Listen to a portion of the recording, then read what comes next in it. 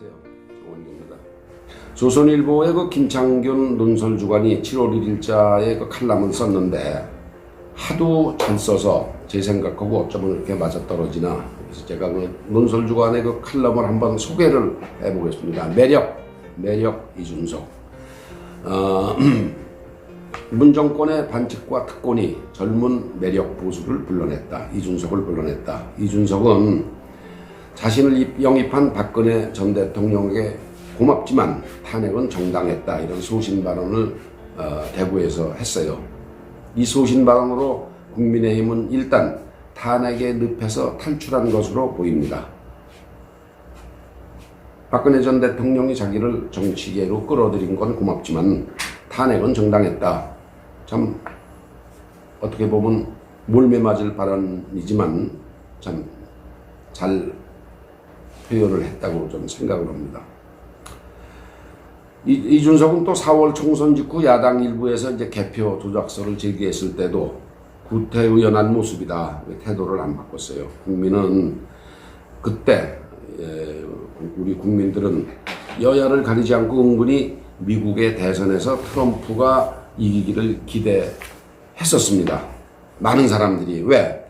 내남당은 내남당대로 김정은과의 미팅을 다시 한번 성공적인 미팅을 해줄 거라고 해서 트럼프가 당선되기를 기다렸고, 국민의힘을 지지하는 사람들 중에 많은 사람들도 미팅이 왕창 깨져서 북이 막다른 골목으로 몰리기를 기대했기 때문에 트럼프가 되기를 또 기대했고, 그러니까 동상이몽이죠. 이런 동상이몽 때문에 트럼프 당선을 내남당도 기대를 했고 국민의힘의 일부 사람들도 기대를 했던 게 사실입니다.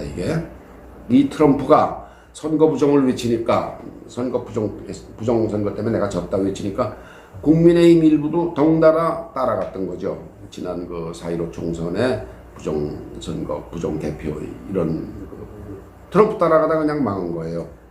그런데 이준석 대표가 그런 소신 발언에 이어서 노무현 대통령 묘소도 방문하고 광주도 방문하고 백범 김구 선생 기념관도 방문해서 보수정당으로서 꺼내기 어려웠단 말을 쏟아낸 이준석 대표 칭찬받아야 하죠. 이제는 이제 보수의 핵심적 가치에 대해서도 용기를 보여야 합니다. 보수의 핵심적 가치가 뭐냐? 자유민주주의입니다. 공정한 경쟁, 또 그 경쟁에서 탈락한 약자를 껴안는 따뜻한 마음, 요게 보수의 핵심적 가치입니다. 자유민주주의, 공정한 경쟁, 공정한 경쟁에서 패배한 약자도 껴안는 따뜻한 마음, 요 보수의 핵심적 가치에 대해서도 이준석 대표는 앞으로 용기를 내서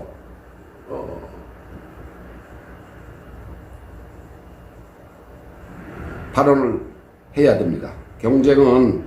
경쟁 얘기하면은 좌파들은 강자만 대변을 하느냐, 또 배 아픈 정서, 사촌이 땅을 사면 뭐 배 아프다고 그러고 남이 잘 되면 배 아프다고 그러죠.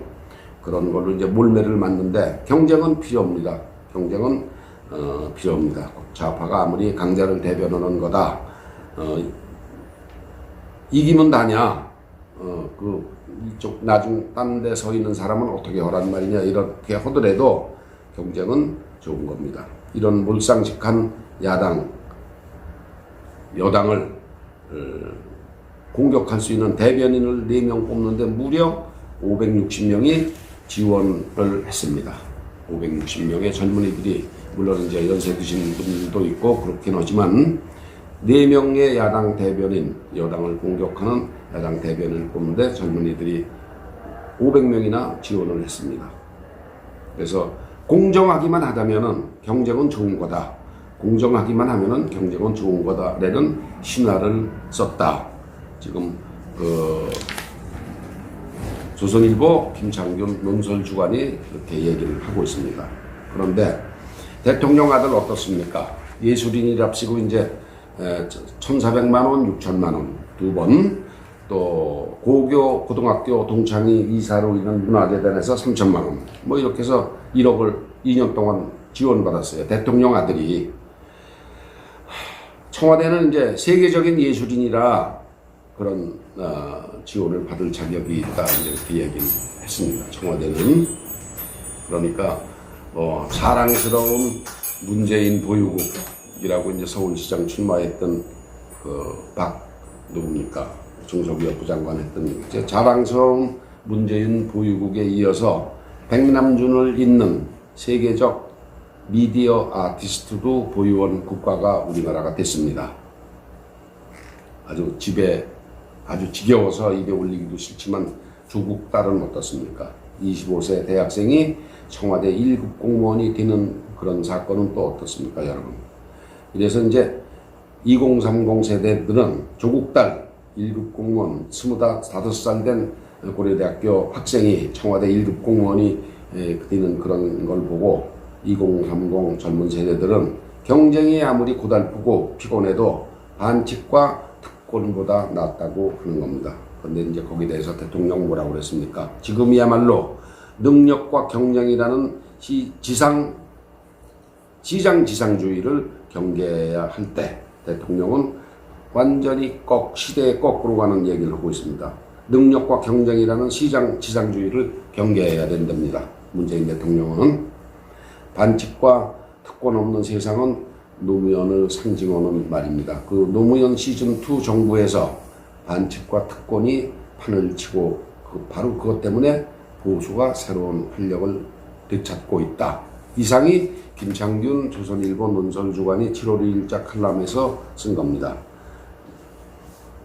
이 칼럼을 읽었는지 또 읽었더라도 내남당과 청와대는 말귀나 알아들었는지 궁금하기 이를 데 없습니다. 여러분 감사합니다.